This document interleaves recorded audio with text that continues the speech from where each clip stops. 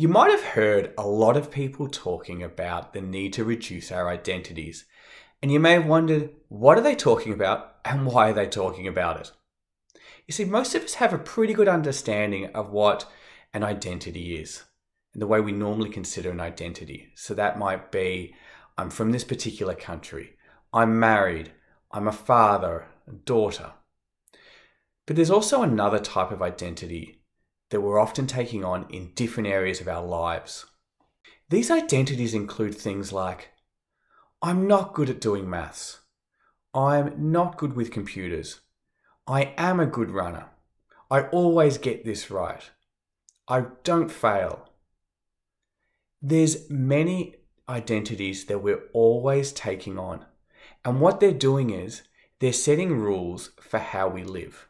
There's a saying, I'm not who I think I am. I'm not who you think I am. I'm who I think you think I am. And I think that best explains how we try to live up to the identities we're setting for ourselves. Identities, though, are more about what we're not than what we are.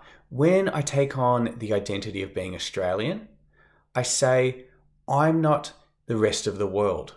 When I barrack for one football team, I exclude all the other football teams.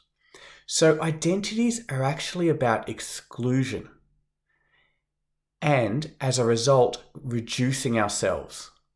You see, every time we take on an identity, we remove everything that we're not. So every time we do that, we're reducing ourselves down further and further. We're constantly adding identities, one after the other, which slowly shrinks us, chops a bit more off, chops a bit more off, chops a bit more off, until we become this tight bound set of identities. And when life is not in line with those identities, when things are not going the way we want that work for those identities, then we quickly get frustrated. We can have somebody that's got almost the exact same identities as us, but one or two different, and that's enough for us to believe that that person is not like us, to be a hurdle in building rapport with that person.